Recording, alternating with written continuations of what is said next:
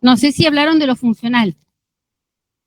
También. Bueno, entonces traten de recordar eso. Un ratito, 5 minutitos, y después me lo cuentan a mí.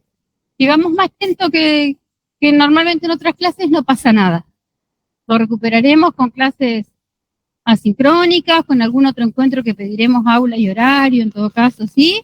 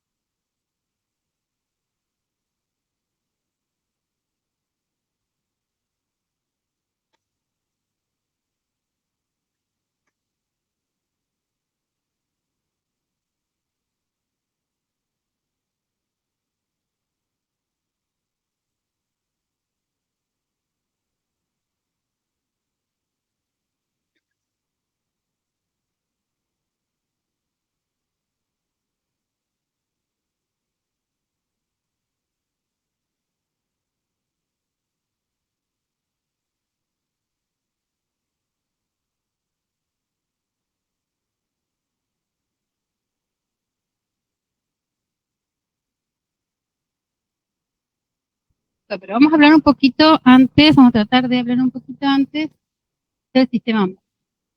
Pero cuando hablamos del primer tema que tenemos que hablar, que es parálisis y paresia, hablar en general, porque todo lo que es monoplegia, paraplegia, cuadriplegia, lo van a preparar algunos de los grupos de ustedes después cuando presenten, que va a ser una de las formas que se les va a evaluar. Pero tenemos que hablar un poquito de lo que es el síndrome piramidal y lo que es la parálisis central o de la neurona motora superior, y por otro lado de las parálisis periféricas o cuando incluye la neurona motora inferior. ¿Tá? Entonces, cuando hablamos de esto, obviamente interpretamos previamente que tenemos por lo menos 2 neuronas, tenemos más por suerte, pero ubicadas unas neuronas en la parte de corteza, tenemos la neurona motora central, ¿sí? Y tenemos la neurona motora periférica, ubicada en el asta anterior de la médula, ¿sí? A esta se le dice nuclear y a esta se le dice subclínica. Entonces, también lo que tienen estas neuronas van a ser funciones diferentes, ¿sí? Y si tienen funciones diferentes, por lo tanto, su parálisis va a ser diferente. Va a ser diferente cuando yo tengo una lesión de esa neurona motora superior, ¿sí? ya sea que se lesiona acá arriba, yo me hago así acá, pero no crean que está tan acá, sí, bueno, así acá abajo. La neurona motora central, ¿no? Está ubicada a nivel de la corteza, pero incluye no solamente su cuerpo, sino todo su axón, estando diciendo, ¿está? Hasta que hace sinapsis con la alfa neurona, que está ubicada en la anterior de la médula, o la neurona nuclear, ¿sí? O la neurona inferior, o la neurona, ¿sí? Y la periférica entonces va a estar lesionada cuando se afecte el toma, que está ubicada en el astro anterior, o en el núcleo de los pares craneales, ¿sí? Y su axón, ¿tá? De la periferia.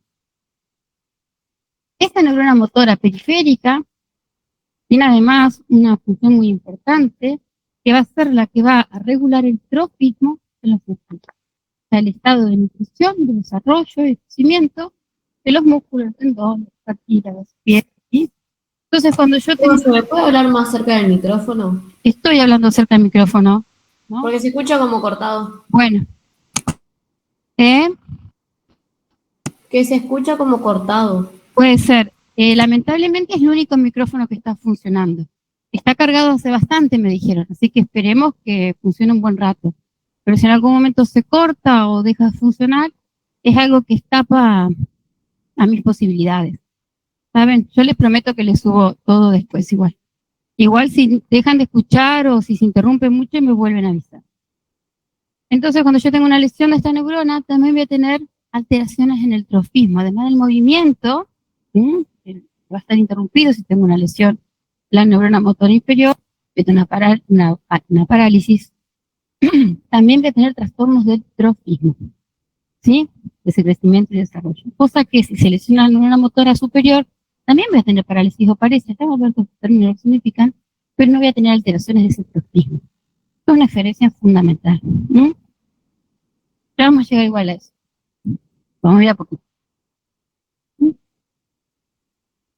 Entonces, esto es lo que deberíamos empezar a hablar, pero como me pareció que por ahí podríamos introducir un poquito cómo es esto y cómo se controla esto del movimiento antes de empezar a hablar de cómo falta. Ustedes ya lo sabían, a las cosas me las van diciendo y yo sigo más rápido. Entonces,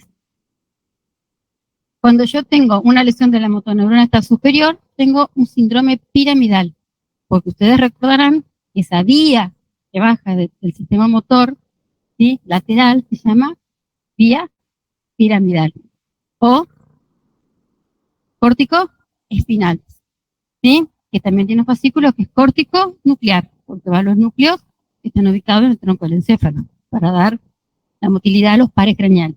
¿Sí? ¿Recuerdan eso? Sale de aquí, baja en cada parte del tronco encefálico, inerva ipsi, o sea, del mismo lado de ese par craneal, y contralateral, ¿no? Y se decusa a nivel de cada lugar, y luego se decusa, acá se va a decusar a nivel vulvar, genera lo que llamamos las pirámides vulvares, y termina del lado opuesto.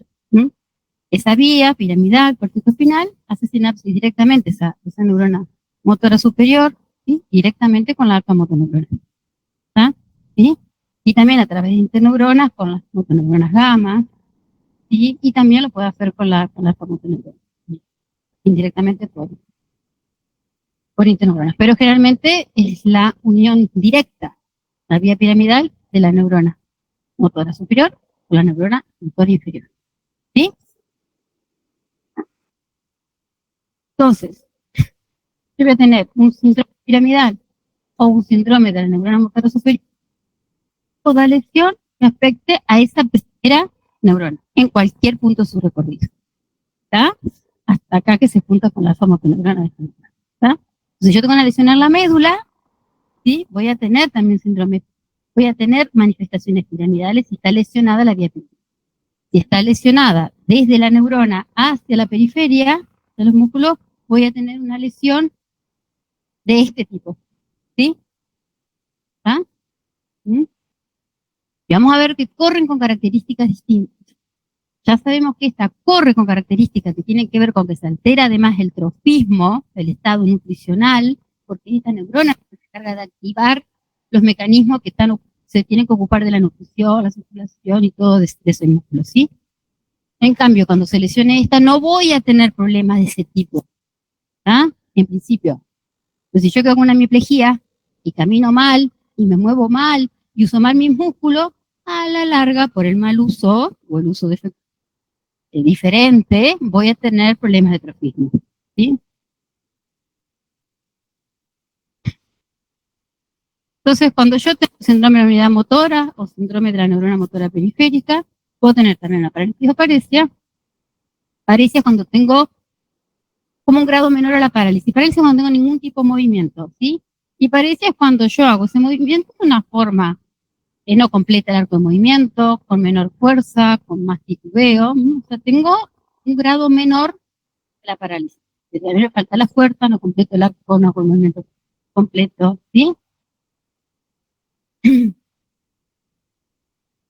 Como acá, igual vamos a ver otra diapositiva que les voy a explicar mejor. Como acá, yo tengo una lesión de la motoneurona o del axón, o sea, el nervio que va hasta el músculo, o incluso de la neuromuscular, el mismo músculo, es igual tendría otras patologías que son las miopatías. ¿Sí? Es como que corto el cable que le lleva luz al músculo, ¿no? Para hacerlo con electricidad. Corto el cable. Entonces, no voy a tener paresia o parálisis, pongamos parálisis si es severo la lesión, pero no va a haber tono en ese músculo. El tono muscular, ¿saben lo que es? Sí, saben lo que es, pero no voy a tener tono, ¿sí? Porque el tono, ¿sí? Se genera por estímulos que provienen del propio músculo. ¿Recuerdan el uso neuromuscular? Bien. Y hace sinapsis en la médula, y de la médula sale por el axón que está en el asta anterior de la médula la información para que se contraiga la fibra extrafusal, ¿verdad? ¿Sí? Entonces, ese tono, ese estado de contracción que tiene involuntariamente ese músculo que está voluntariamente relajado, esa sería en realidad la definición real de tono y no el estado de semicontracción de los músculos como generalmente leemos, ¿sí? Si yo tengo cortado el nervio, no voy a poder tener esa información para que me lo... Entonces voy a tener atonía, ¿sí? Y también, de repente yo lo siento y le hago un reflejo, está afectado esa vía, la que está lesionada, tampoco voy a tener reflejo, ¿sí? ¿Ah? En cambio en esta, ¿sí? Vamos a tener reflejo, vamos a tener tono, pero van a estar alterados, ¿sí? Vamos a tener parálisis, de hacer los movimientos finos, precisos y demás, que es de lo que se ocupa la vía piramidal, pero vamos a tener alteraciones en el tono, vamos a tener alteraciones en los reflejos, ¿sí? Porque esta vía piramidal que ahora se ha lesionado, cuando no está lesionada, de algún modo influye regulando esa actividad tónica y esa actividad refleja a nivel celular. Entonces, al estar lesionada, esos impulsos que de algún modo frenan esa actividad, ahora está liberada. ¿Entiendes? ¿O no? ¿No? Esa actividad refleja los reflejos y demás, que está manejada por ciertos reflejos que se pusen a nivel medular, pero que son regulados por influencias superiores, ¿sí? Inhibiéndolo, frenándolo, estimulándolo, dependiendo de la situación y del momento que se quiera hacer. Entre uno de esas vías superiores que ejerce su influencia sobre esa función, está la vía piramidal. Si esta vía piramidal se lesionó, ya esa influencia que ejercía no la va a ejercer. Y entonces ahora eso está liberado. A ver, supongamos que yo soy una chica joven, o que tengo una hija joven, y yo la controlo mucho. No, no podés salir, no, no podés, no, no podés, no, sí, bueno, ahora sí, ahora no. De golpe desaparezco, porque me fui, qué sé yo, y entonces está liberada. Sale más de la cuenta, vuelve a cualquier hora, etcétera. Una pavada de lo que estoy diciendo. Pero es lo que pasaría acá, ¿sí? El tono, de algún modo, van a ver, por eso tienen que recordar lo que es el tono muscular, y que la base de ese tono muscular es el reflejo miostático, que a su vez está influenciada por estas vías superiores, ahora va a estar liberado y entonces va a haber más tono. ¿Sí? Entonces hay hipertonía, hay aumento de tono. ¿Estamos hasta acá? ¿Sí? Y los reflejos reflejos profundos, estamos ahí nada más en el complicado, los reflejos profundos exagerados, responden más exageradamente. Entonces, de diferencia. Acá yo voy a tener atrofia muscular por la función propia de la neurona periférica y voy a tener hipotonía, e hiporreflexo o reflexo. Porque se me cortó el cable, no tengo que me haga la vía. ¿Se entiende el circuito? Pero acá, este cable está. Lo que no está es la influencia que viene de arriba que la regula. Entonces, no tengo el movimiento fino, preciso, que es lo característico de la vía piramidal y lo que voy a perder. Entonces, es un déficit, pero voy a tener signos de liberación. Entre ellos la hipertonía, la hiporreflexia, ¿sí? Unas otras cosas más, como los clones, las incidencias, que liberan el cuerpo. Se exagera el tono. ¿Por qué? Porque hay una hiperexcitabilidad de reflexos. Es bastante complicado igual explicar la espasticidad, porque es un tono que tiene unos videitos y después vamos a ir explicando por qué. Es como que se libera, o sea, al quedar sin la regulación, y bueno, los circuitos neuronales ahí en la médula, si no tienen esa influencia que controla, regula y demás, y bueno, se reorganizan como pueden, y generan una sobreexcitación, una sobreestimulación, y entonces, más cambios estructurales, plásticos, muchas cosas suceden, se produce lo que se llama después la espasticidad. La mayoría de los pacientes tienen espasticidad, algunos no. Pero sigamos, nos vamos por la diapositiva 2 y son como específicos. Entonces, vamos a esto, ustedes ya lo deben haber visto capaz. Seguramente un esquema mejor, un esquema muy sencillo. Entonces tenemos la neurona motora inferior, la periférica, ¿sí? A la que le llaman vía final común, ¿sí? Esta es la que va a inervar el músculo, a su vez en el músculo, en la piel, en las articulaciones, en las cápsulas. Tenemos muchos sensores, ¿sí? Muchos receptores, ¿sí? Que van a captar distintos tipos de sensibilidad y que a su vez van a entrar por la asta posterior y van a informar continuamente de lo que está sucediendo en la periferia, ¿sí? ¿Ah?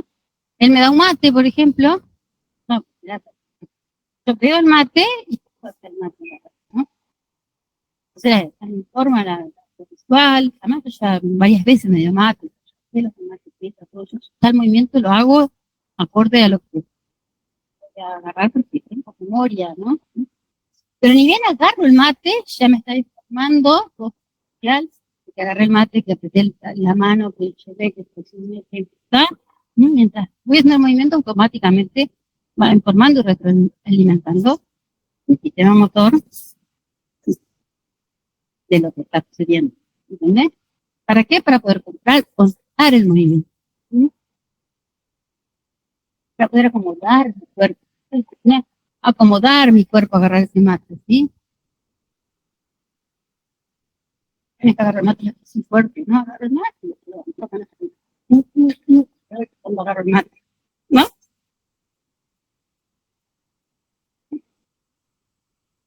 Entonces tengo una sensación. ¿Y por qué le llamamos vía final común a esta pobre neurona motora periférica? Porque sobre ella llegan las influencias de todos los otros sistemas motores, iniciadores o iniciadores de la corteza cerebral. Vamos a representar acá a la vía piramidal. Pero de otras áreas de la corteza también tenemos, por ejemplo, del cuerpo estriado también participar, los bandos de la base también participa, el núcleo rojo a través de la vía rubricinal, el cerebelo, que viene el cerebelo, tenemos vías que vienen de la corteza, el cerebelo, tálamo, cortical, son distintas vías para hacer el movimiento, no importa, pero el cerebelo también va a bajar la información a través de las vías cerebelo, rudo espinales, cerebelo, vestíbulos espinales, tenemos los textos espinales, o sea, tenemos un montón de vías que llevan distintos tipos de motilidad hacia la médula. ¿Y a dónde van a influir todas estas otras? A través de interneuronas a la alfa-motoneurona. La alfa-motoneurona está para recibir órdenes, en función de todas las órdenes que recibe, en función de cierta armonía entre todas que regulan más, menos, más movimiento, sale el movimiento que nosotros hermosos tenemos. ¿Ah? Entonces, si se lesiona esta, este tipo un poco explica eso, si se lesiona esta, yo no tengo ningún tipo de motilidad. Si se lesiona esta, pierdo esta motilidad. Si se lesiona esta, pierdo esta motilidad. ¿Se entiende? Tengo muchos aparatos incitadores y un solo aparato ejecutor. Es como una obra.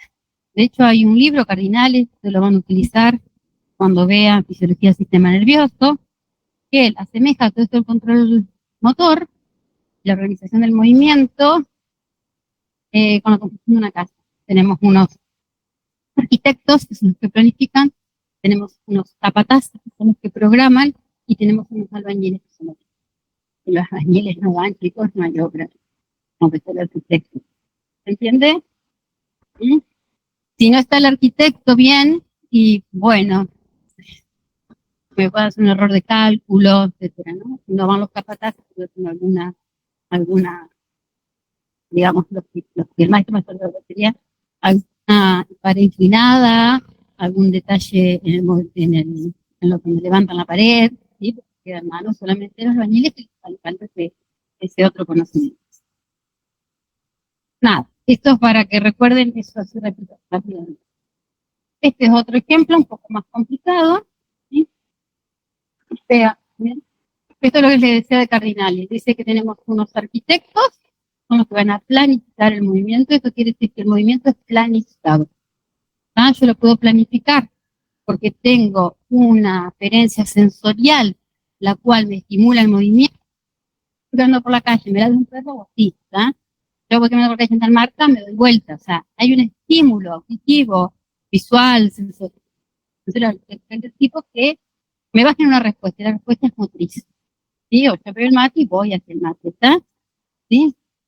Movimientos voluntarios, ¿no? Porque también que me ladren, accionan. Pero también uno puede generar movimientos sin que haya un estímulo. Después vamos a ver algunas imágenes. Uno lo puede pensar en un momento, ¿no? Yo puedo estar pensando en este momento cómo voy a ejecutar. No sé, al gimnasio sería muy exótico. No sé. Bueno, no, caminar no. Puedes tocar un instrumento, o cualquier otro. Pensarme, hasta puedo pensar en movimiento de, por ejemplo, si quiero hacer así. Esto yo lo puedo pensar solamente. Cuando uno hace eso, hay áreas del cerebro, vamos a ver después, ya se activa. Solo pensarlo. O sea que yo puedo también generar, pensar un movimiento sin que tenga esa información sensorial externa. No que puede ser un estímulo interno. Bueno, no importa. Tenemos los arquitectos, que son los que planifican el movimiento. ¿Sí? Los movimientos siempre planificados. Aquí tenemos a la corteza premotora, a la corteza suplementaria. Profe, escucha re bajo. Bueno, a ver ahí, ¿se escucha mejor? ¿Escuchan mejor?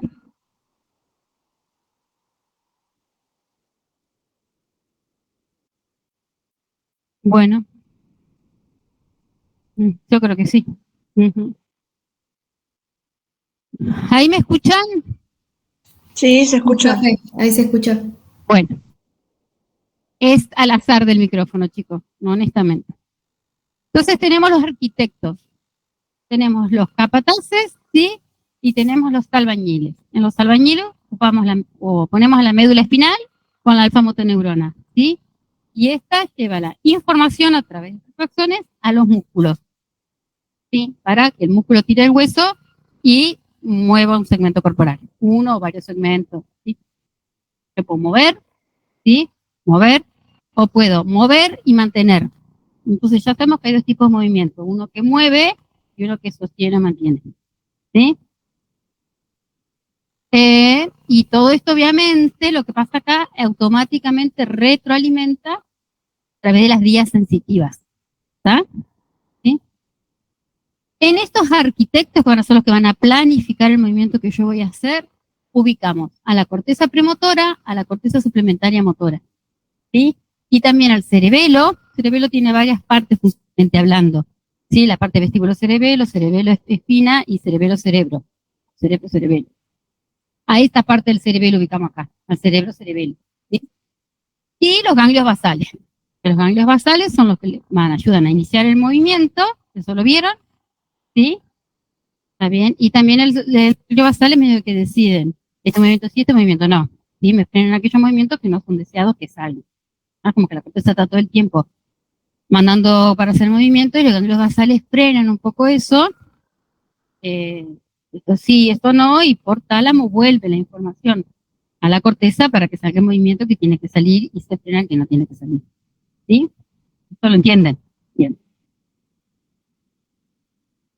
Lo que hicieron los capataces, la corteza motora primaria, ¿sí? Que es donde va a salir la vía piramidal, en definitiva, ¿sí? Y al tronco del encéfalo. El tronco del encéfalo con todos los núcleos que tienen allí, ¿sí? Se va a encargar del tono, de la postura, ¿sí?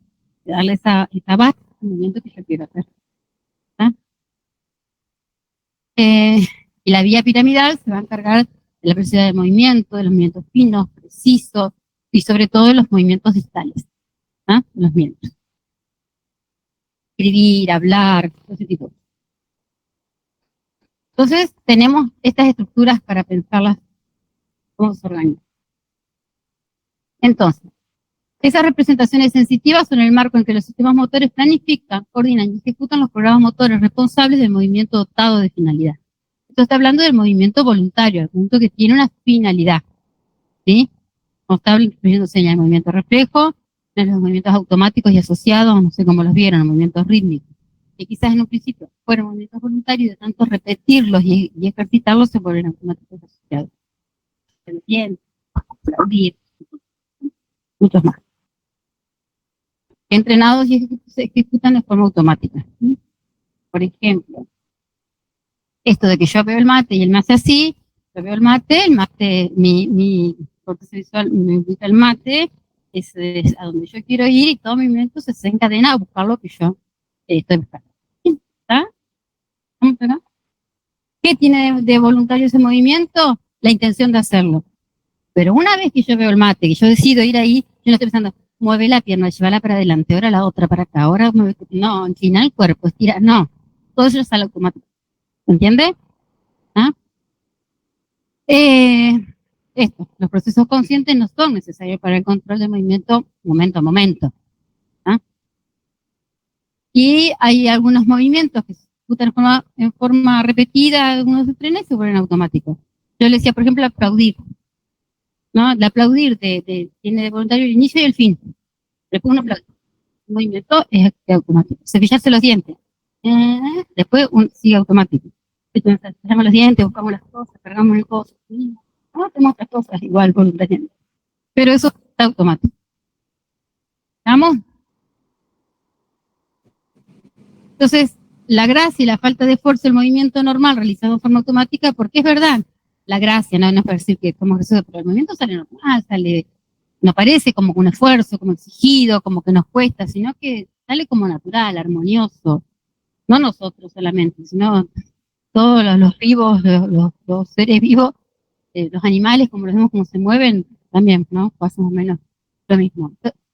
Normal, de forma automática, depende de un flujo continuo de información visual, somotosensorial y postural a los sistemas motores. Entonces, es fundamental eso que yo les digo, que el movimiento, cuando se está realizando, tanto antes como mientras se está realizando, automáticamente está siendo retroalimentado por toda la información sensorial. Antes de iniciar el movimiento, a ir a buscar el mate, ya mi sistema sabe el estado en el que están mis tonos, donde tengo la postura, cuán relajados o contraídos están los músculos, en qué grado de tensión o tensión estoy, para a partir de ahí hacer el movimiento. Y ni bien arranco con hacer el movimiento, automáticamente estoy informando si despacé, si flexioné, si extendí, ¿se entiende?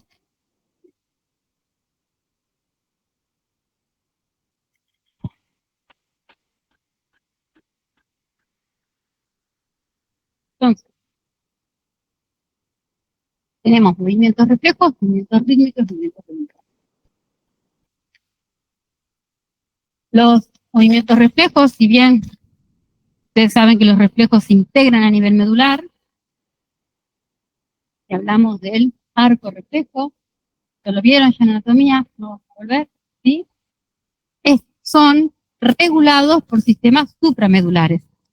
Por eso se liberan, por ejemplo, cuando tengo una alteración de la vía piramidal. Tenemos los movimientos rítmicos, los movimientos asociados. Un movimiento, acá participa la médula espinal y el tronco del encéfalo. Otro movimiento asociado es el de balancear los brazos cuando camino. Yo lo quiero hacer, eso lo hago mal, pero normalmente sale bien. ¿Está? Por ejemplo, también sería un movimiento rítmico asociado, ¿no? Piensen que el bebé cuando empieza a caminar abre las, lo va haciendo a medida que va compensando y buscando la marcha, ¿no? Nosotros caminamos casi como automática, sí, nos paramos, salimos a un lugar, pero después la marcha es automática, ¿sí? Salvo que me pongan obstáculos. Saltar los obstáculos, en el medio hay cuestión ya que dejas de automático y tiene algo. Pero el bebé cuando empieza a caminar, hasta que lo aprende, le lleva un tiempo a automatizar. ¿Mm? Bueno, y los voluntarios tienen siempre una finalidad, mejoran con la práctica y cuando aprendemos a anticipar y corregir. Y aquí también participa muchísimo el cerebelo, ¿sí? Imagínense un deportista, ¿no? Los deportistas de élite, ¿sí? Que practican y entrenan y practican y mejoran, ¿sí? O los malabares. Yo hago malabares hoy, me cae todo el piso, pero si practico primero con 2 cosas, después con 3, posiblemente practique mejores, ¿sí? Cualquier acto motor. Andar en bicicleta, chicos, ¿no? También, una vez que aprendemos a andar en bicicleta, automatiza, ¿no? Pero son cosas que mejoran obviamente con la práctica. Entonces, miren, aquí, se acordaban por acá de las cortezas. Fue cuando en memoria, la corteza motora comprende 3 áreas. La corteza motora primaria, la corteza premotora lateral y el área motora suplementaria. La corteza motora primaria es donde va a salir la vía piramidal, ¿sí? Pero esta va a estar influenciada, ¿sí? Por la corteza motora suplementaria y por la corteza premotora lateral, ¿sí? Directamente va a estar influenciada por la lateral, ¿sí? Y por la corteza motora suplementaria, e indirectamente por la información que venga de la parte sensorial y de la corteza frontal, ¿sí? Porque cuando yo tenga que decidir qué movimiento hacer o no, o necesite de la memoria de trabajo, necesito de la corteza frontal para hacer un movimiento voluntario.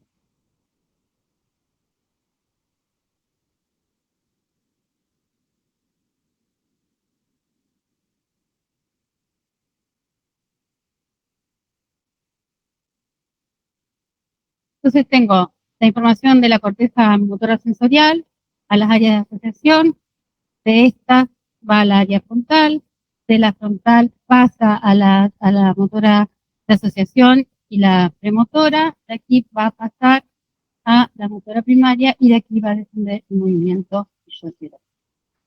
¿Sí? Desde que yo veo lo que quiero hacer el movimiento, llevan 350 milésimas de segundo que se organiza el procedimiento. Cuando está motivado por algo externo.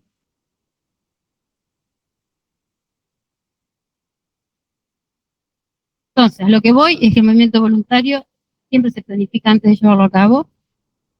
La planificación establece dónde, cuándo y cómo. El resultado de esa planificación es generar un programa motor, el que va a llevar adelante la vía piramidal y el tronco del encéfalo. Y esto da como determinado una serie de comandos musculares capaces de producir movimiento. ¿Qué hace? Selecciona sus rutinas musculares ordenadas para que ese movimiento intencionado a las de músculos va a activar y cómo activarlo.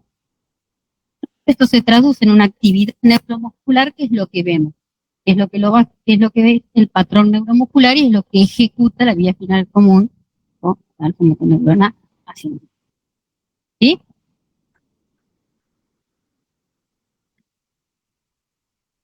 Entonces tengo planificación, un programa motor y un patrón neuromuscular. ¿Sí? Esto lo iban a hacer los arquitectos, esto los capataces y estos los albañiles.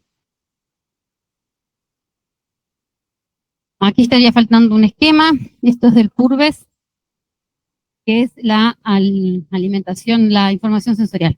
Está faltando esa flechita. Entonces, los sistemas descendentes, el movimiento voluntario, yo tengo una corteza motora que planifica, inicia y dirige los movimientos voluntarios, y esto va a estar influenciado por ganglios basales, que dan la iniciación correcta del movimiento y también filtran un poco el movimiento para que el movimiento sea de calidad.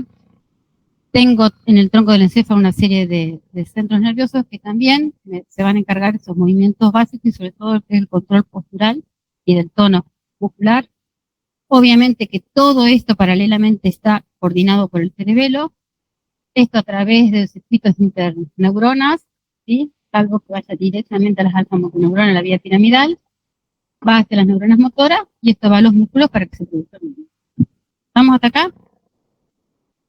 ¿Sí? ¿Sí? Entonces, miren, si yo tengo alteraciones en la corteza premotora, en la corteza parietal posterior o en la corteza prefrontal, ¿sí? Estas no hacen, estas, la prefrontal y la corteza parietal posterior, lo necesito para el objetivo del programa motor.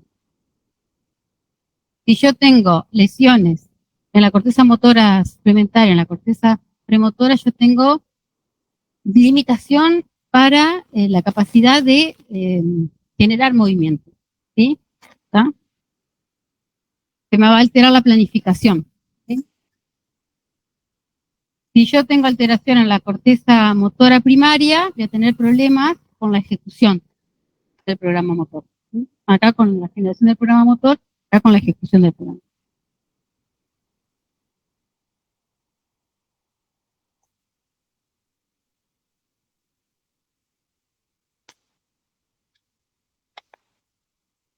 Plan de acción es como en la parte de la casa que se hagan, no, después de la casa, ¿sí?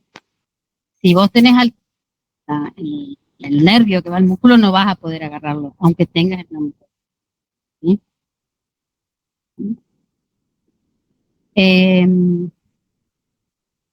Hay una serie de enfermedades que, bueno, no se las vamos a ver ahora, que hay las apraxias y demás, que hay incapacidad para generar ese plan motor, esa planificación del movimiento, idear el movimiento, ¿sí? No es una cuestión de la conciencia, sino que no se puede organizar ese plan motor, aunque tenga los músculos para poder. ¿Sí? Después, por ejemplo, si vos tenés una lesión en la neurona motora superior, en lo que es el área motora primaria, vas a tener parálisis, o parece, ¿sí? Aunque haya ideación del acto motor, pero no lo vas a poder ejecutar porque tiene una parálisis. Y vamos a ver que afecta a muchos músculos, ¿sí? No es una parálisis de músculos individuales, va a haber esto de hipertonía, de hiperreflexia, ¿sí? Está afectada a los descendentes.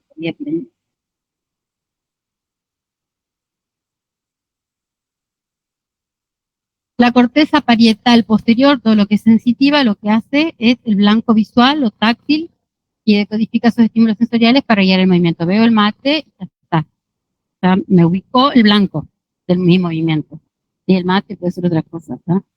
De hecho, todo el tiempo, por distintas cosas, nos movemos en función de esos blancos, ¿sí? Y la corteza prefrontal, que sí es importante para tomar las decisiones y la anticipación de las consecuencias de la acción. Voy corriendo y me encuentro con un edificio, no, sí, ¿se entiende? Sí, me he exagerado la idea, pero también cuando a mí me dan una orden, me dicen, bueno, a ver ahora que ejecuta, tocate el quinto y el tercero. Me dan una orden y yo tengo que tener esa memoria de trabajo de la orden que me dieron. ¿Ah? ¿Entiendes? Entonces tengo objetivo locomotor, un plan de acción y la ejecución de un. Entonces, miren, si yo hago un movimiento simple, esto se pone algo a nivel de sanguíneo que en los estudios de imágenes se puede visualizar la irrigación sanguínea de esas áreas. Si me pide un movimiento simple, con un dedo nomás, Por ejemplo, si levanto una mano, se ven que se activan, ¿sí? La corteza somatosensorial y la corteza motora. Si yo hago una secuencia de los dedos, movimiento de los dedos en ejecución, entonces me tienen que hacer, no es doblar el dedo nomás, sino que haga 1, 2, 3, 4, 8, ¿sí? Repita, ya se ve que participa la corteza suplementaria. O sea, más complejo el movimiento, participa en esta zona. ¿Sí? Y si yo solamente digo que ensaye con la mano, tocar el quinto, el tercero, el quinto, el tercero, yo solamente lo pienso, no me muevo, no se van a activar ni la somatosensorial ni la motora, pero se van a activar también la motora suplementaria, ¿sí? Porque está ejercitando el movimiento. Antes de dar la orden, a la premotora y de esta a la motora para que se realice el movimiento. ¿Sí? Entonces, el área motora suplementaria es la responsable de la secuencia de los movimientos y el ensayo mental de los mismos, participando en los movimientos iniciados internamente por ellos. Dijimos que yo puedo tener movimiento iniciado por un estímulo sensitivo o iniciados internamente por la misma persona. ¿Qué es lo que tiene que hacer esta área motora suplementaria? Un programa de ejecución que comprende la secuencia de los movimientos propiamente dicha, un programa de coordinación postural que comprende los ajustes posturales en distintos grupos musculares con el fin de facilitar la ejecución de ese programa. El ejemplo de tocar el dedo es muy bobo, en el sentido de que cuál es mi arreglo postural. Voy a poner la mano, voy a poner el brazo para hacer esto. Cómo usar la cabeza y los ojos para ver el movimiento del ser, ¿sí? Pero yo mentalmente, si fuese un atleta, podría pensar cómo voy a hacer mi saque de tenis y ejercitarlo mentalmente, ¿sí? ¿Cómo voy a hacer mi salto?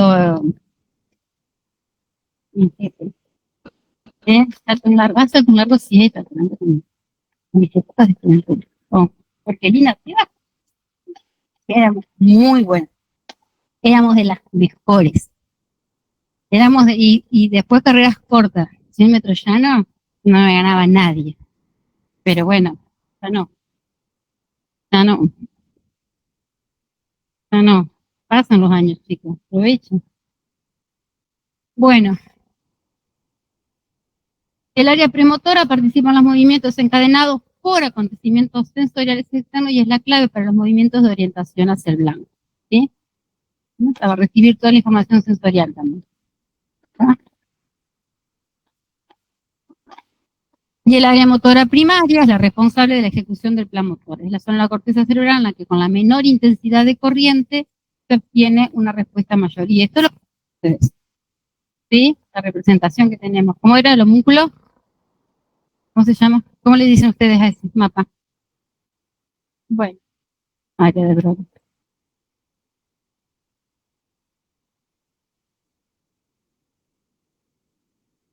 Plan motor, programa motor, orden de ejecución, la ejecución, más de lo mismo, ¿sí?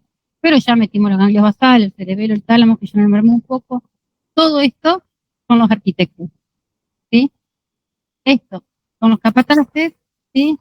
Junto con el tronco del ciclo y los albañiles. Sistema descendente, ¿los recuerdan? ¿Los recuerdan? No los repasamos. Lateral, piramidal, ¿sí? Con el córtico espinal y el rubro espinal. Esto va por el lado. ¿Sí? Y en el lado medial tenemos vestíbulo espinal, texto espinal, retículo espinal, vulvar y continuo. Nos interesa recordar todo. Vía piramidal. La vía piramidal, fíjense que tiene muchos axones, un tercio procede de esa corteza motora primaria, otro tercio de la corteza premotora lateral y del área motora suplementaria y otro tercio de la corteza somatosensorial. Pero no significa que lleve información sensitiva, sino que tiene que ver con la retroalimentación del instrumento. O sea, regula los inputs sensitivos. Va a regular la información de las entradas sensitivas a nivel medular.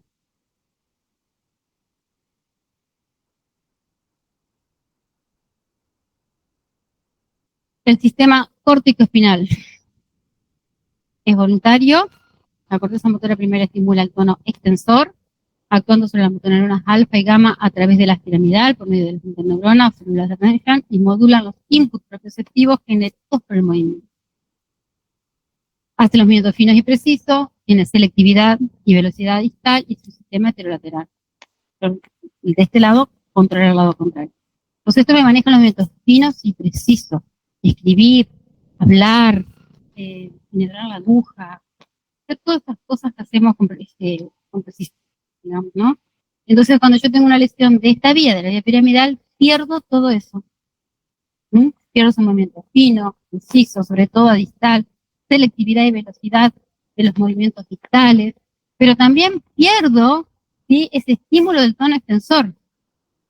También pierdo estas conexiones que tiene con las interneuronas a través de las células de Ranson, que las células de Ranson son como una moderadora de ciertas respuestas motoras. No sé si vieron eso ustedes. ¿Sí? Bueno. Y también pierdo esa modulación de los inputs propioceptivos generados por el movimiento. Por lo cual, cuando yo pierdo eso, todos esos circuitos neuronales a nivel medular se liberan de esa influencia y por eso se generan una excitación de ser representativo y, por ejemplo, la plasticidad o la hipotonía. Además, si yo pierdo ese estímulo del tono extensor, cuando tengo una hemiplegia en el miembro superior, vamos a ver que se va a imponer la influencia del tracto rubroespinal. Como ustedes saben, llega hasta los niveles torácicos nada más y lo que tiene es tono flexor, simula el tono flexor. Entonces, por eso normal que vamos las personas hemipléjicas han perdido ese tono extensor de la vía piramidal y ahora tienen una influencia de la vía rubroespinal, que lo que hace es aumentar el tono.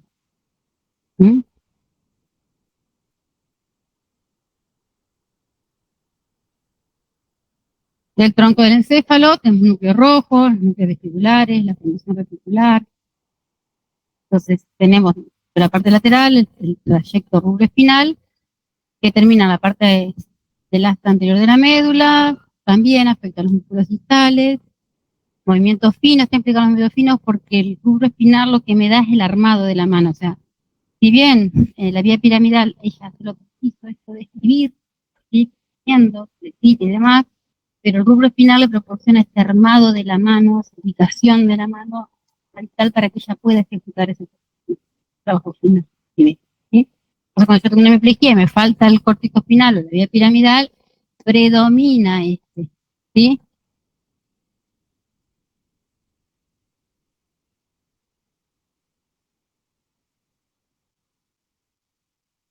Bueno, ¿qué más?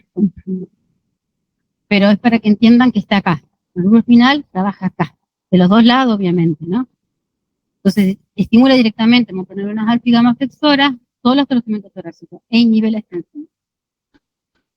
¿Ya? No tengo el estímulo extensor de la vía piramidal, tengo que llevo el brazo a flexión. Entonces, el hemipléjico no es que llevo el brazo a flexión porque se lleva el brazo a flexión, porque es una flexión, ¿sí?, sino porque estas cuestiones de influencia de estas vías superiores generan esta postura, ¿sí? Prepara el armado, participa de la velocidad del movimiento y es muy importante en el rol de aprendizaje motor y es una vía homolateral. Y es muy importante cuando nosotros hacemos rehabilitación recordar que tenemos rubro espinal para trabajar con el paciente porque es muy importante en lo que es el aprendizaje motor. Tenemos la vía medial, acá tenemos los tractos espinales, retículos espinales, vestíbulos espinales, el vestíbulo espinal y los retículos espinales que teníamos dos, continuo y volvar. Mientras uno excita todo, el otro inhibe todo. O sea, son complementarios. Como trabajan reguladamente, tenemos movimientos, etc. ¿Sí? Y el vestíbulo espinal, parte de los núcleos vestibulares, y se encargan generalmente de lo que es el tono y la. Fíjense, ¿no?, como para recordar, yo también circuitos del Purves, tiene acá es un asta, ¿no? Tenemos la médula, ¿sí? Y hay un dibujito, como un hombrecito así, ¿no? Hombrecito, así. Entonces, ¿qué significa eso? Que las neuronas que se encargan de lo proximal están ubicadas hacia adentro, que los que se encargan de distal están ubicadas hacia afuera. Así toda la conexión. Entonces, todo lo que es ventromedial va a terminar en la zona medial. Todo lo que es lateral termina en la zona lateral. Entonces, quiere decir que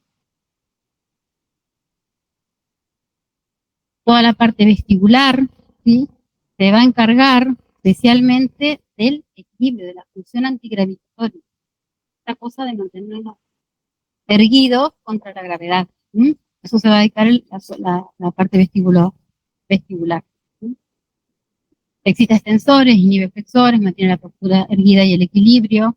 Tenemos un vestíbulo espinal medial que termina a nivel cervical y me da la estabilidad de la cabeza y el punto de postura. El sistema córtico espinal, tenemos dos partes, la lateral vulvar y la medialopontina. Más allá de las diferencias, es importante que esto. En el sistema córtico retículo espinal tenemos los centros APAS. ¿Vieron esos ajustes posturales anticipatorios? ¿No? De los APA. Temas anticipatorios y después tenemos el momento. A medida que nos vamos moviendo, vamos haciendo ajustes posturales. Pero el traumante, ya saben que no. Entonces, yo no hago así, no llego, ¿no? No hago un ejercicio, sino que yo me desplazo ahí. Tampoco hago así que largo las piernas. ¿No? ¿No? ¿No? Dale, bueno. Esos son ajustes anticipatorios al movimiento que voy a hacer. Yo quiero ir hacia el mate y entonces se acomoda mi tronco, se acomoda mi tono, se acomoda todo para que yo pueda desplazar la pierna. No quedo retrasado.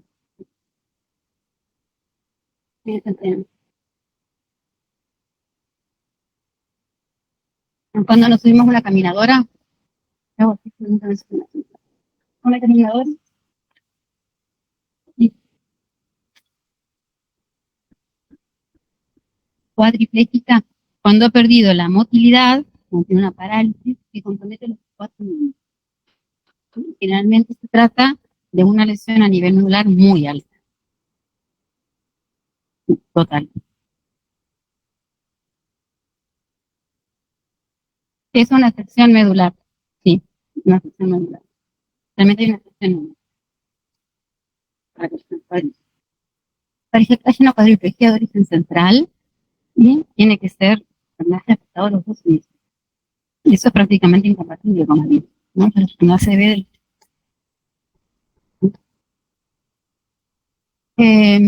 de los APA les decía, yo lo repito como psicólogo muy entendido. Yo digo paraplejía con 2 miembros. ¿Sí? Generalmente en el corriente se usa paraplejía con solamente el miembro inferior. Respecto a los 2 miembros inferiores también es paraplejía. Paraplejía es 2 miembros. 2 miembros. Ay, y hemiplejía cuando pesa la mitad del cuerpo. Que realmente tenemos cara, brazo y arma. Depende de dónde está la lesión. Se puede tomar cara, brazo y arma. Quería hacer otro ejemplo de los APA para que se den cuenta. Se han subido una máquina esta que las caminadoras, se han subido a una escalera eléctrica en los shopping y esas cosas. ¿Qué pasa la primera vez que subieron? Horrible. ¿Por qué?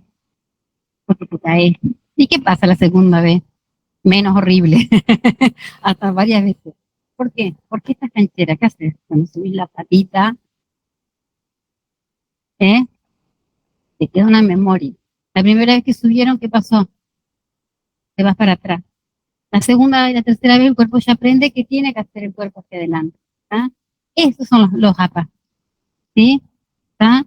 Cuando estamos trabajando con un paciente y lo movemos para acá, lo movemos para adelante, lo movemos para atrás, para trabajar su equilibrio, la primera vez lo vamos a traer. La segunda vez, la tercera vez nos va a hacer fuerza. ¿No? Y nos va a hacer resistencia. Esos son ajustes posturales, pero ya sabe que lo van a empujar para acá o para allá. O por ahí llega un momento que no saben para dónde lo van a empujar, pero el cuerpo ya está preparado. Y de la mano va a recibir un cimbronazo y se acomoda. Pero el de la caminadora es con la escalera eléctrica, sí, también. Pesado. Ya no me tropiezo más. Porque tengo mucho shopping. Ya tengo mucho shopping. Miro nomás, miro. ¿Sí? Bueno. No, mentira, le digo no. ¿Ah? Venimos, venimos. Miren este mundo. ¿Sí? Corteza piramidal, entonces directamente sobre las alfa motoneuronas, ¿sí? Y sobre las motoneuronas gamma. ¿Sí? Y las demás a través de interneuronas, un mundo de influencias. ¿Sí? Bueno, hasta acá estaríamos. Tono. Me dijeron que tono ya habían visto, ¿no? Tono muscular se genera de forma refleja en los propios músculos, como dijimos, por acción de la gravedad y a través del reflejo homeotático. Se integra en el tronco del encéfalo, en especial por medio de los núcleos del sistema ventromedial, generando patrones posturales de todo el cuerpo. Estos patrones pueden ser modificados por la acción del sistema dorsolateral. Vemos así que las estructuras de ejecución, sistema dorsolateral y ventromedial, funcionan como los capataces de la obra en construcción, coordinando la acción de los diferentes motoneuronas en un proyecto hormón. La integración de estos sistemas es lo que permite la estrategia de control postural para realizar lo que el individuo desea en un contexto determinado. ¿Qué significa esto? Si yo tengo según el tono, según mi información sensorial y mi reflejo homeotático y demás, yo tengo un tono determinado para la postura. Pero si ese tono que yo tengo para mantener la postura interfiere, ¿sí?, en lo que yo voluntariamente quiero realizar, mi sistema piramidal me lo puede modificar al tono para hacer el gesto que yo quiero. ¿Sí?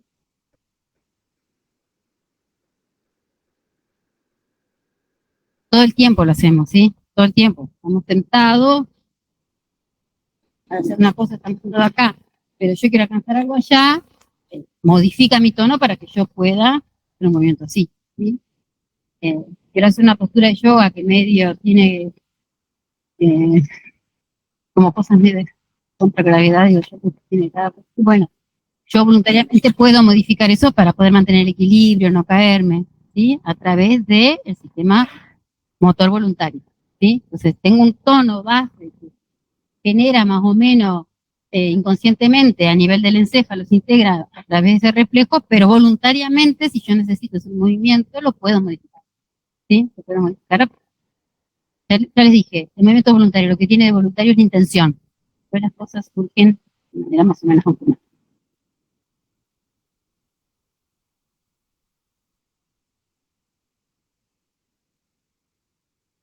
Vamos a salir acá.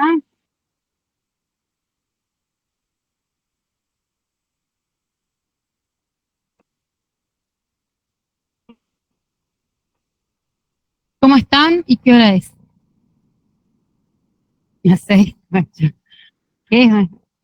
¿Ya están muy cansados para seguir con síndrome piramidal?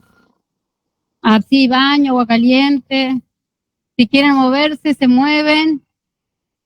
Si quieren hacer una pausa, hagan una pausa con Joaquín, ¿verdad? ¿Quieren moverse un poquito con Joaquín? ¿Sí? Dale, 5 minutitos, ¿os movés un poco? Acá, afuera, donde quieran. Acá adentro rápido, va.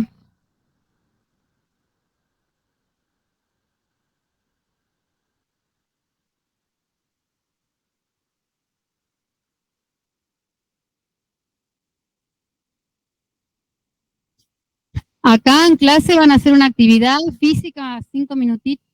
Si te quedas ahí, te ven en casa, ¿sí? Y después seguimos. Sí, se Seguimos ve después. bien.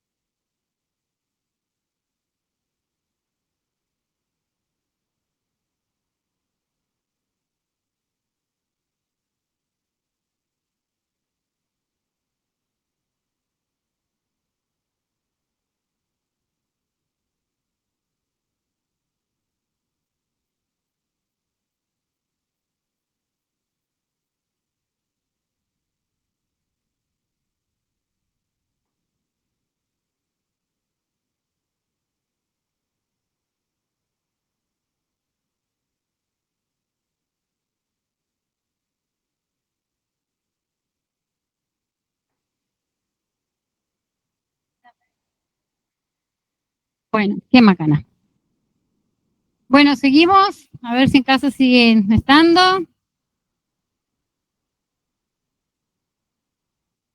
Vamos a hablar del tema que teníamos que hablar en realidad ahora. ¿Está? ¿Mm? Ese fue el introductorio. Pero sabían de eso bastante. ¿Sí? Un refresco a memoria nomás. ¿Ah? ¿Sí?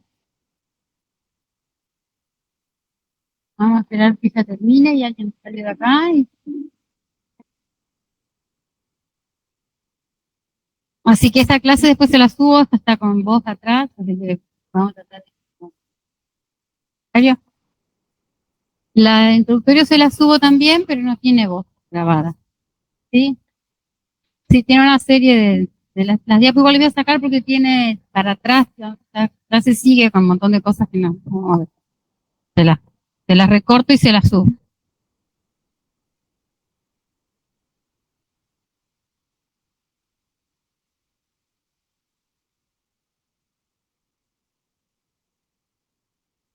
¿Alguno de ustedes de Concordia? Concepción de Concordia, terrible que está. Concepción, el agua está en el... Ahí el agua. Colón también. Colón no vi. Y Concordia escuché que la situación está bastante acuciante. Ujú.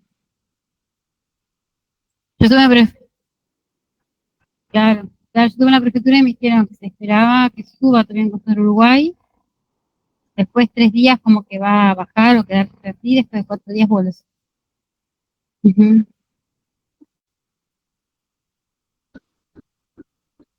Bueno, ¿han visto las imágenes de Porto Alegre?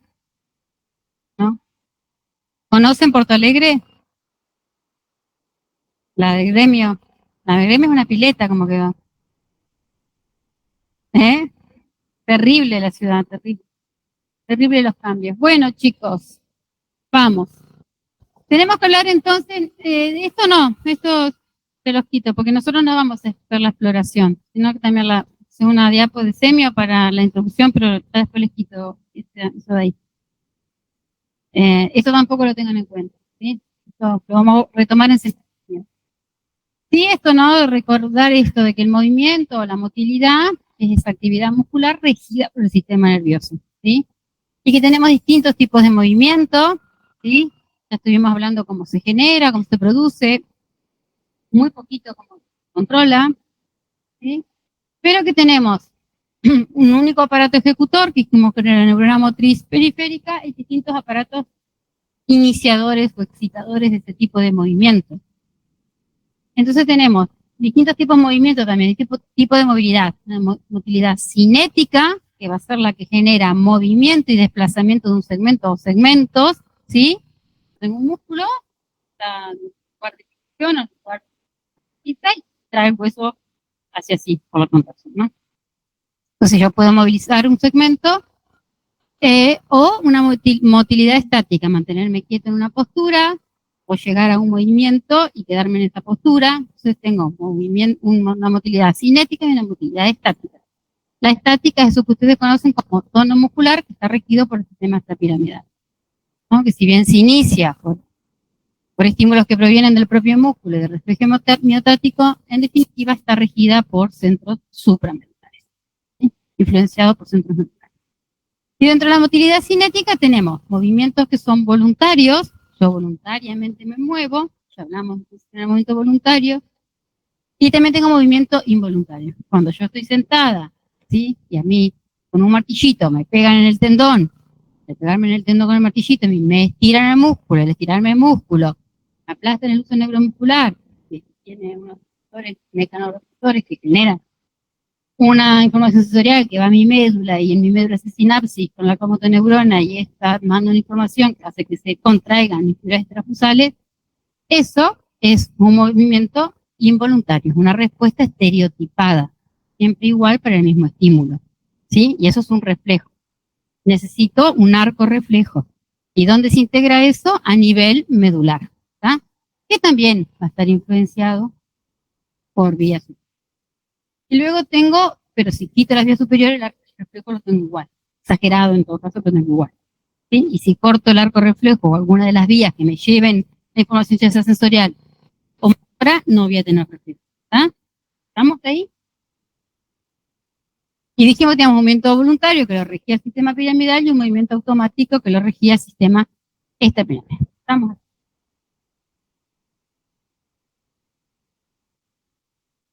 Entonces, yo tengo que hablar de las alteraciones de la motilidad, parálisis o paresis. Cuando yo tengo alterada la vía motriz en cualquier lugar de su trayecto, yo voy a tener, si lo que tengo lesionado es el trayecto de la neurona motora central, yo voy a tener una parálisis córtico-espinal obtenida. ¿Sí?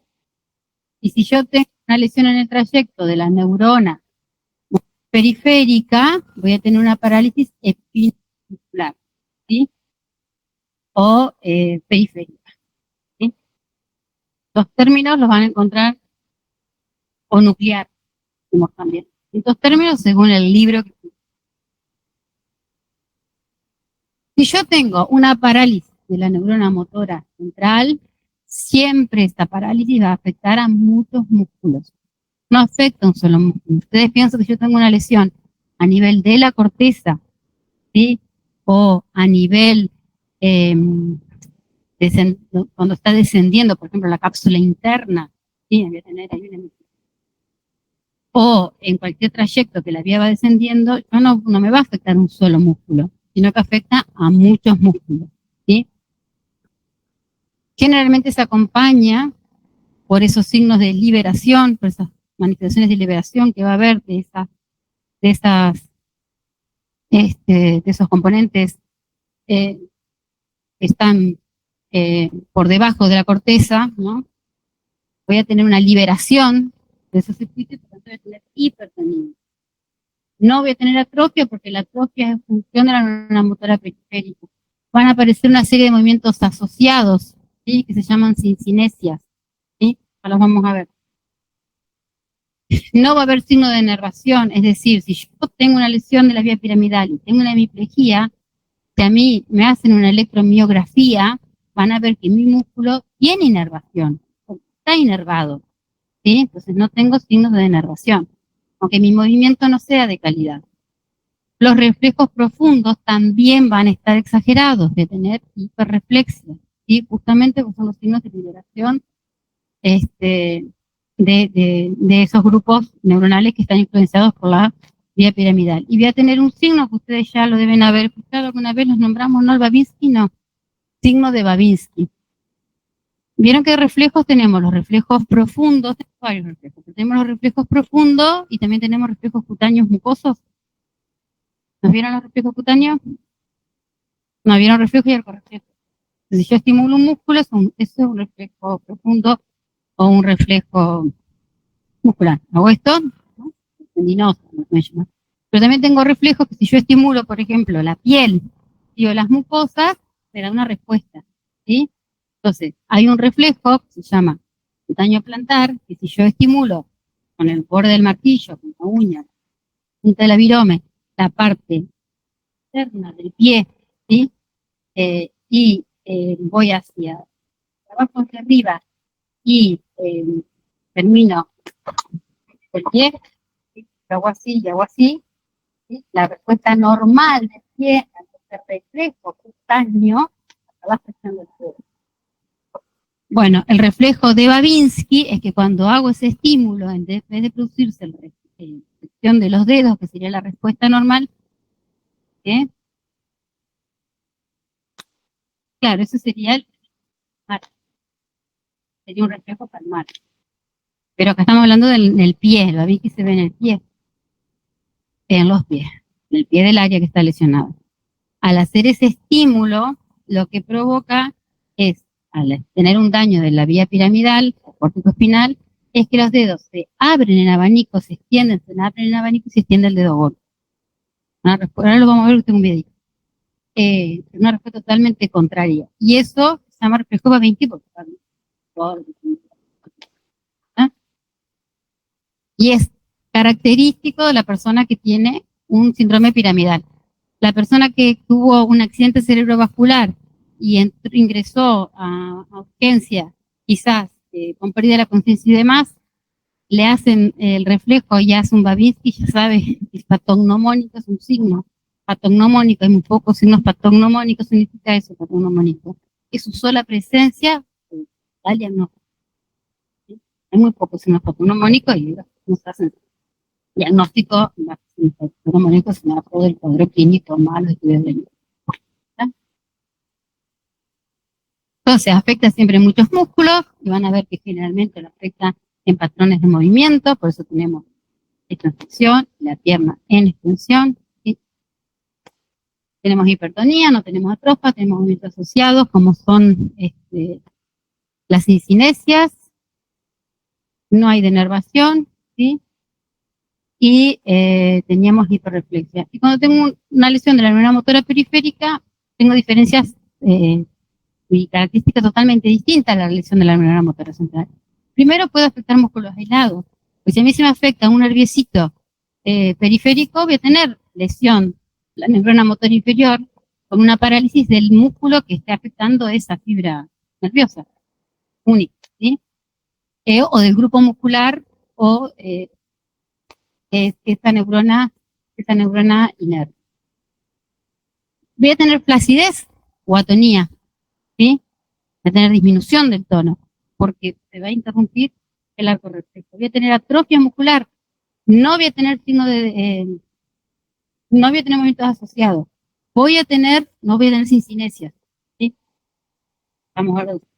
Voy a tener denervación, sí, porque si yo le pongo un sensor para hacer una electromiografía, para tomar el registro eléctrico de la actividad nerviosa en el músculo, si yo tengo cortado el cable, no voy a tener, ¿sí? Voy a tener los reflejos abolidos o disminuidos, ¿sí? Y no voy a tener Babinski, ¿ah? Porque no. Estas son las dos grandes diferencias que podemos encontrar. Vamos a hablar del síndrome piramidal. Síndrome piramidal o piramidalismo, como van a encontrarlo muchas veces también en algunos libros, es el ocasionado por toda lesión que afecta a la piramidal o cortico espinal en cualquier punto de su recorrido. ¿Ah? Entonces ya tenemos síndrome piramidal, si la lesión es en la corteza, si la lesión es en el tallo del encéfalo o si la lesión es en la médula, mientras sea una lesión de la vía. ¿Ah? Si yo en la médula tengo una lesión de la parte gris, tengo una lesión de neurona periférica. Si yo tengo una lesión en la parte blanca donde desciende la vía motora, tengo una lesión de la primera neurona, porque es del axón que está bajando de la primera neurona. ¿Se entiende, no? En médula ustedes tienen anatomía, todo lo que lleva esta cosa tan chiquita. ¿Sí? Muy bien.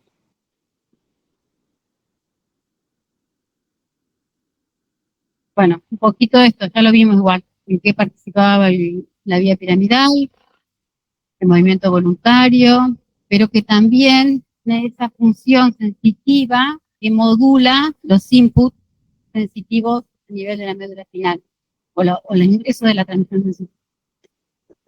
Ya lo vimos, que estimula el tono extensor, ¿sí? Que aparecen endorfinas y precisos, selectividad distal, es un sistema esterolateral. Lo de este lado controla este lado, controla este lado. Yo tengo una lesión en el lado izquierdo a nivel cerebral, mis manifestaciones van a ser en el lado derecho. Si yo tengo una lesión en el lado derecho, mis manifestaciones tratamos hoy que teníamos la decusación a nivel de las pirámides vulvares, ¿sí? Pero además, esta corteza, ¿sí? La vía piramidal, dice, estimula la formación reticular lateral e inhibe la formación reticular vulgar y el núcleo rojo. A través del bulbo espinal, también cruzado, estimula directamente motoneuronas alfa y gamma presoras, de reacción. Entonces, esta inhibición que produce sobre el núcleo rojo va a estar además disminuida. El núcleo rojo llevaba la flexión del brazo, ¿sí? E inhibía la extensión, ¿sí? Entonces, ahora, si yo... Y la vía piramidal estimula la extensión. Si yo no tengo la y disminuye la inhibición, lo rojo lleva más a la flexión. Por eso la microcista tiene el brazo. ¿Ah? Bueno. Y la parte distal en extensión. Por la falta de inhibición de la formación reticular. ¿Cuáles son las etiologías de las hemiplejías? Las que nosotros vamos a ver en el consultorio, las que ustedes van a ver en la práctica kinésica, cuando afecta a niños, los jóvenes generalmente son hemiplejías. Congénitas significa que están presentes al nacer, no significan genéticas, ¿sí? Ni hereditarias. Congénitos presentan al nacer. Y al momento del nacer, ¿sí? Yo puedo tener como consecuencia una hemiplegia cerebral infantil y obviamente que va a influir en el crecimiento y en el desarrollo de ese niño. Los niños, al momento del nacer, pueden sufrir anoxia, la falta de oxigenación en el momento previo al nacimiento, durante el nacimiento o posterior al nacimiento hasta los 2 años, que son el periodo en que ellos están haciendo su neurodesarrollo, está evolucionando su desarrollo. Ante ciertas lesiones en esos periodos tan vulnerables para los niños, puede dejar como secuela una, por ejemplo, una. Pero generalmente las que vamos a ver van a ser las que tienen un origen vascular. Ustedes ya vieron lo que era la trombosis, las embolias, ¿sí? La isquemia, una hemorragia, un infarto, etc. ¿sí? Entonces la mayoría de nuestras hemiplejías, nuestros pacientes van a ser de origen vascular y generalmente en el 80% son isquémicas, ¿sí? O porque hay una trombosis o porque hay una embolia, ¿sí? Y en el menor caso, el 20% son hemorrágicas. Para la isquémica yo necesito un territorio con aterosclerosis, ¿no? Ateroma, aterosclerosis, ¿se acuerdan? ¿Sí? La capacidad de poder generar una trombosis en una arteria. Entonces me quedo sin la circulación. Y las hemorrágicas, yo tengo que tener, rompa una arteria, y entonces tengo que tener un territorio arteriosclerótico, o el riesgo principal para tener algo hemorrágico es tener hipertensión arterial. ¿Sí? Pero también puede haber tumores, también puede haber un traumatismo cutáneo, ¿sí? Pero lo que más van a observar es un.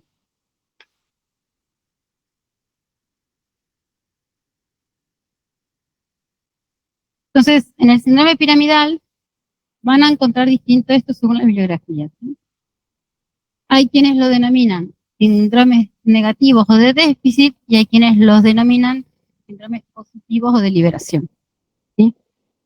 ¿Cuáles son los síndromes negativos? Sobre todo lo que tengo es la parálisis, la pérdida de destreza para hacer ese movimiento selectivo, fino, con velocidad distal, ¿sí? Eso de poder escribir, de poder agarrar los objetos, ¿sí? De poder hacer el paso mente y caminar bien, ¿sí? Entonces, lo primero que pierdo es eso. La atrofia, ya dijimos, es generalmente por desarrollo, debilidad o paresia, puedo tener parálisis completamente o paresia, que es un grado menor, y también tengo una refleja superficial o cutáneo mucosa, ¿sí? Los reflejos superficiales o cutáneos, eso como dijimos, están disminuidos, ¿sí? Unos reflejos a nivel abdominal, vamos a encontrar que esos se encuentran disminuidos. Pero vamos a tener como efectos positivos de liberación la hiperreflexia, esta tendinosa profunda, un signo de Babinski, la espasticidad o la hipertonía, que es el aumento del tono, ¿sí? Y también la presencia de clonus. Dentro de las cincinesias en realidad, antes se le daba mucha importancia. De hecho, en kinesiología hay técnicas que ocupan las cincinesias como forma de generar movimiento en el lado pléjico cuando está en el primer periodo, primer movimiento, en el periodo de flacidez, pero la cincinesia en realidad es algo que está presente, es algo superfluo, es un movimiento muscular involuntario que surge cuando quiere hacer movimientos voluntarios la persona, pero no es algo muy importante en el diagnóstico más. Hay distintas cincinesias de imitación, global y determinación. Por ejemplo, la persona en una hemiplegia se le pide que haga contrarresistencia, una camilla, por ejemplo, contrarresistencia de abducción en el lado sano y abduce la otra. ¿Sí? Quiere agarrar algo, ¿sí? Y en vez de hacer así, coloca mal la mano, digamos. El caso más típico es cuando camina, la persona quiere caminar y quiere doblar la pierna normalmente y el otro brazo se va haciendo cada vez más ortónico, y cada vez presiona más y presiona más la mano, ¿sí? O sea, son movimientos involuntarios que surgen en el lado pléjico cuando quiere hacer un movimiento voluntario en la otra parte del cuerpo o en la misma lado. A veces complican el movimiento. Si el paciente tiene muchas incidencias, puede complicar el movimiento, ¿no? Pero en general no influye mucho en la evolución del paciente.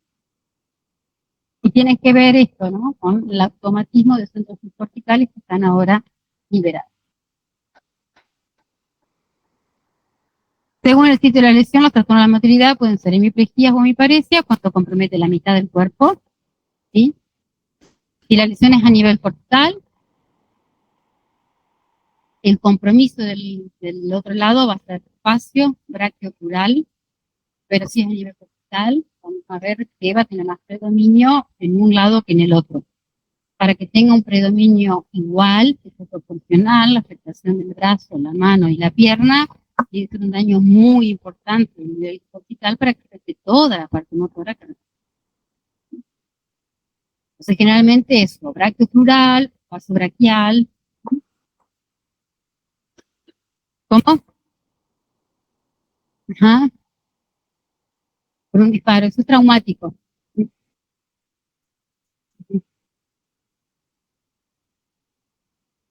Claro. Tiene mucha plasticidad. Tiene mucha plasticidad. Uh-huh.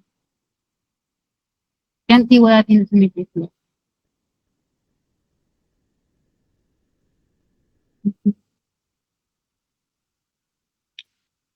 Sí. El problema cuando se desarrollan esta plasticidad lleva mucho tiempo. Ya importante es que al principio, cuando se instala la anestesia, poder trabajar en ese periodo. Adiós, muchas gracias. Es trabajar en este periodo para evitar que se desarrolle esa capacidad. Hay muchas técnicas para eso, pero lo importante es atender a los pacientes tempranamente y educarlos, porque ¿qué es lo que pasa? Si tiene la hemiplegia, estamos hablando de algo que no tengo que ver con la materia, pero el apuro de la familia, el apuro de él, el apuro del médico, el apuro del el apuro de todo es ¿cuál? El paciente que pare y camine. Entonces se le bancan cualquier compensación para que eso suceda. Y ahí es donde a veces prefiere esperar para pararse, para que estén dadas las condiciones, para que no desarrolle todas las compensaciones que generan malas experiencias y esas malas organizaciones de los equipos que generan la hiperexcitabilidad del reflejamiento táctico y la misma. Hay técnicas, pero muy bien eso, como por ejemplo Bobat.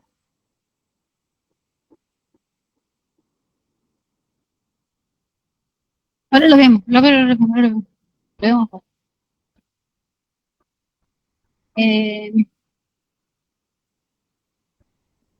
Paraplegia ya lo mencionamos, cuando compromete dos miembros. Generalmente se utiliza cuando es para los miembros inferiores. Es una paraplegia. ¿Ah? Cuadriplegia o cuadriparesia cuando es cuatro miembros. Una lesión al monoparesia o monoplegia cuando tengo un solo miembro. Las lesiones cerebrales pueden dar muerte. Y recuerden, los músculos siempre están afectados.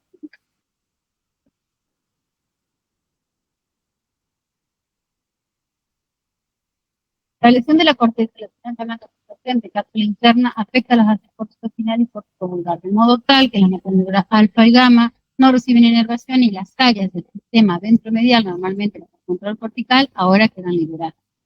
Las lesiones agudas de los centros superiores de la médula determinan en primer término una ausencia de la actividad motora, por eso tengo parálisis, con ausencia del tono muscular y reflejo. O sea, al principio, cuando es agudo, cuando recién tengo el ACV, el accidente cerebrovascular en el que tengo una isquemia, una hemorragia a nivel cerebral, por ejemplo, al principio voy a tener Babinski, pero voy a estar sin tono, no voy a tener reflejo. El primer momento no tengo hipertonía.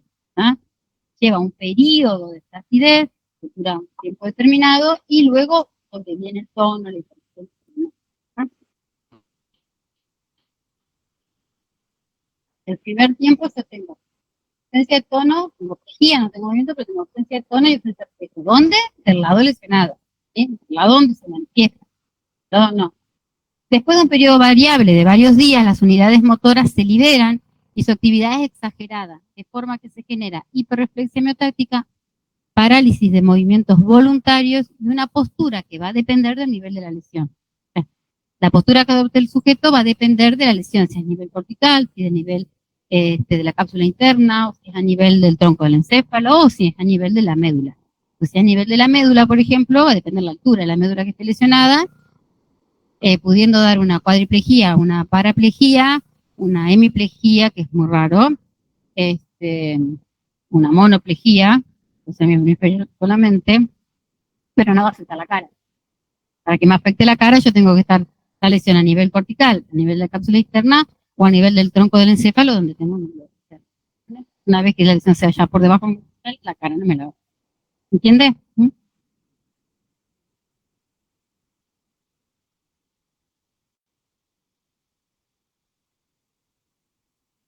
Entonces, vamos a tener los elementos del seno piramidal, esto está medio repetido, ¿sí? Primero vamos a tener hipotonía, luego vamos a tener hipertonía. Hay algunas personas, muy pocas, que a veces tienen hipotonía en toda su hemiplegia, o tienen hipotonía en miembro superior. Siempre queda el miembro colgando en hipotonía. Muy pocas. Yo tuve la oportunidad de hacer una pasantía en el Hospital San Carlos en Madrid, y yo no vi ahí, yo vi muy poquitas personas con hipertonía. Casi ninguna persona desarrollaba hipertonía. Los pacientes que tienen una ACV, que tienen una hemiplegia, que tienen salud de ellos, a partir del día cero, que puede tener rehabilitación, los llevan al hospital y luego los buscan y los llevan a su casa. Entonces una persona, lo que daba por menos en esa época, ni una persona sin atender. Trabajan con BOBAT desde el día cero, los pacientes. Y llevan su tiempo. Además trabajan la terapia ocupacional junto con los kinesiólogos. El paciente pasa por todo. Pasa por los fonoaudiólogos, pasa por todo. Y se rehabilitan. Pero no, yo no vi oportunidad, vi usar esas manos, vi apretar las manos, ¿no? Pero bueno, es un equipo, como todos los días, al menos lo que yo tuve oportunidad de ver, gente grande, muy grande. No sabe mucha plasticidad. Vendaje, vi trabajar, pero bueno. Pero trabajan con BOBAT, con esa técnica. Con respecto a la motilidad refleja, lo que más vamos a ver, hiperreflexia profunda tendinosa. También la aparición de reflejos patológicos como el Babinski. Y vamos a tener movimientos asociados involuntarios sin cinesias, que ya dijimos que son muy importantes, pero sí vamos a ver clonus. El clonus es como un reflejo sostenido. O sea, tenemos una respuesta sostenida mientras se toma una situación que tenga que ver van a ver en el pie, en la rodilla y en la mano. Lo hago así, tiro los músculos de la mano,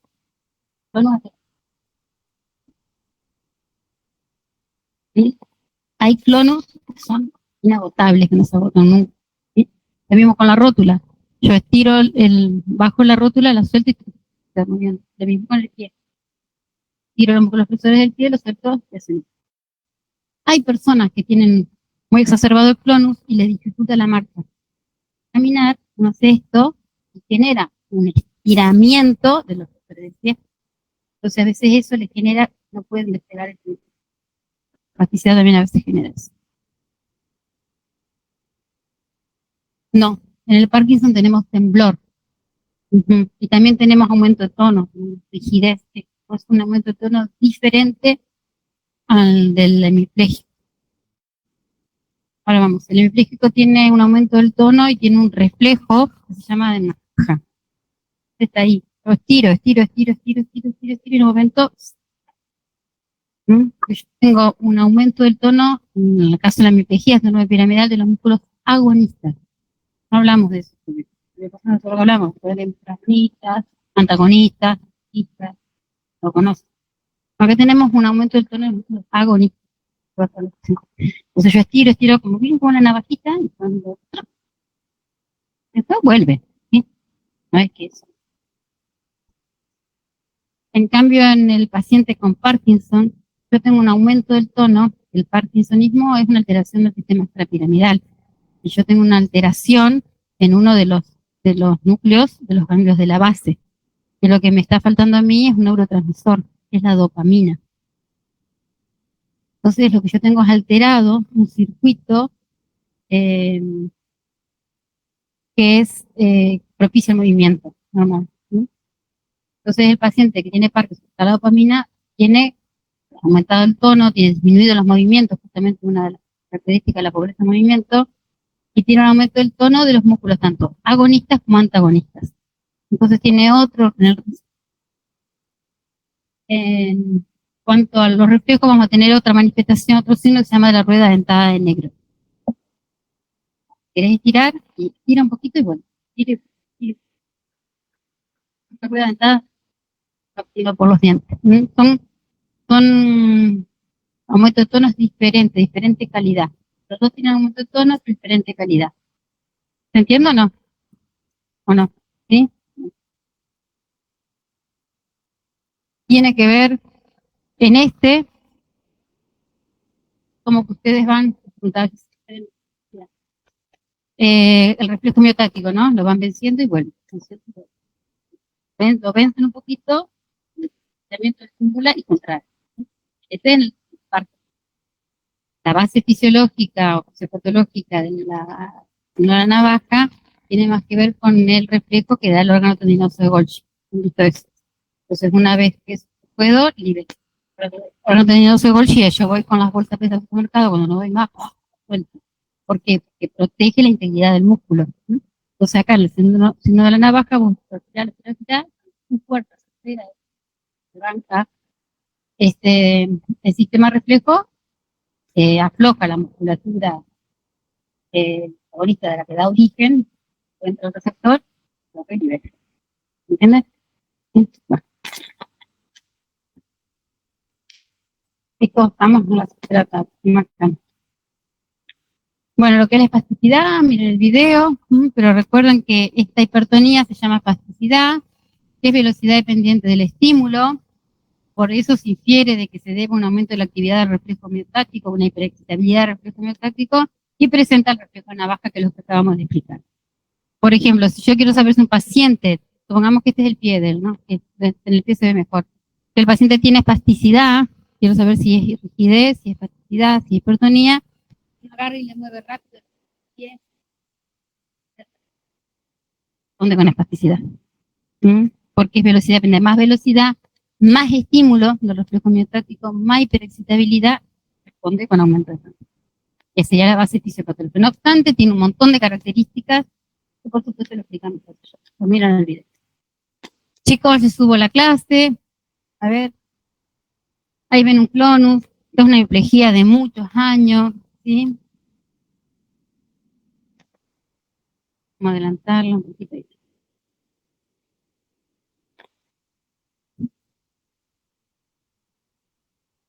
Ven la mano en oposición, los dedos en flexión.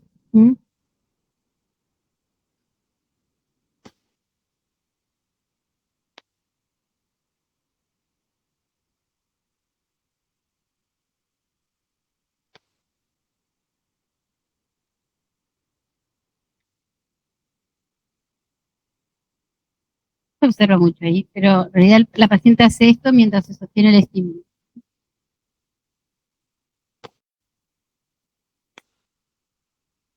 Hay algunos que no, que son inagotables y siguen. Bueno, la forma de instalación, ¿sí? Generalmente tiene un accidente cerebrovascular, lo llaman también ictus apoplético, el paciente se desploma, cae, pierde la conciencia, otros no. Va a depender del tipo de ACV que sea, si es hemorrágico generalmente pierde la conciencia, en el isquémico a veces la persona se da cuenta que está perdiendo la motilidad o la capacidad para hablar, para coordinar el habla. El paciente pasa por un periodo de coma, en el caso que estén en coma, pasa un tiempo en flacidez y después sobreviene la etapa de espasticidad. Lo continuamos la clase que viene. No, estas se las dejo. Las dejo. Chicos, por favor, miren las clases. Y esta semana esta clase la tienen que ver. Además, tienen que hablar sobre estos temas. Las dudas que les surjan, por más tontas que les parezcan, me escriben. Escriban, utilicen, algo que les quede todo muy claro.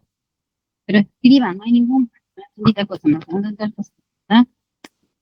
Porque no son fáciles estos temas, ¿sí? Esto queda subido, lo tienen que ver en esta semana, ¿sí? Miren, yo les voy a mostrar, tienen varios videos donde están las marchas, las presentaciones de hemiplegia, ¿sí? Esto de las hemiplegias alternas yo se los digo en el audio. No se mareen con esto, ¿sí? Sepan que existen y sepan que en las hemiplegias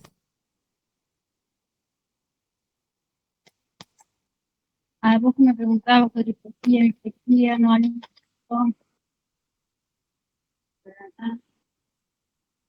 Acá les explica las corticales, las subcorticales y cómo se dividen según lo que afecta, según dónde están. Las alternas, que es lo que yo único que sepan, tengan en cuenta, que las alternas, porque hay un montón de clasificación y de nombre de los síndromes de cada neurofisiólogo que la estudió y la investigó, no, a título informativo está puesto ahí, nada más, sépanlo. Pero sí sepan que en las alternas la lesión se encuentra en el tronco del encéfalo. Entonces, si se encuentra en el tronco del encéfalo, recuerden que en el tronco del encéfalo tienen los núcleos de los pares craneales. Entonces, si se lesiona de este lado, se va a lesionar de ese lado el núcleo del par craneal que esté en el lugar de lesión. Y la hemiplegia del otro lado. Si eso está arriba del facial, porque es más peduncular, por ejemplo, voy a tener lesión del par craneal de este lado, pero facial del otro, más abajo. ¿Sí? Perfecto. Una cuestión de ubicación anatómica. En realidad, esto de los síndromes es divino, sentido, de que estos tipos, a eso los traigo, pudieron describir los síndromes en función del conocimiento de la anatomía que tenían. Porque en el sistema nervioso hay mucha relación entre lo que se daña anatómicamente y las manifestaciones que da. Hay una correlación muy buena. Entonces los tipos amorosamente, sin tener estudios de imágenes, sin que existan las tomografías y demás, sabían, por el conocimiento de la anatomía, que esa manifestación que tenía estaba en el pedúnculo, que eso estaba en la posición, ¿no? En función de lo que veían las manifestaciones presentes de los pares craneales.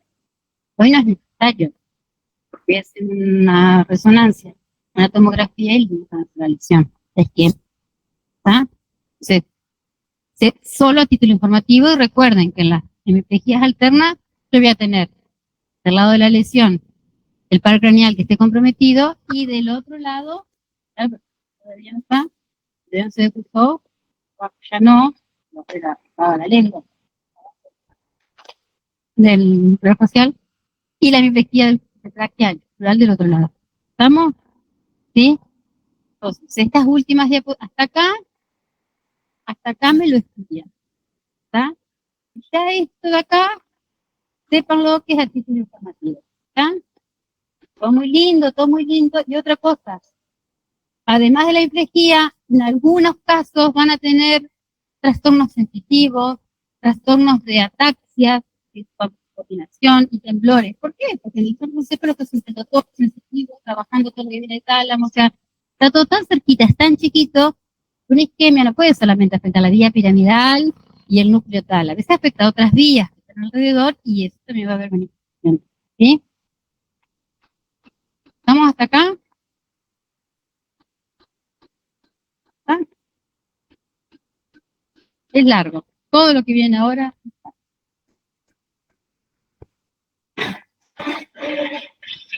Chicos, terminamos acá. Así que nos vemos la semana que viene.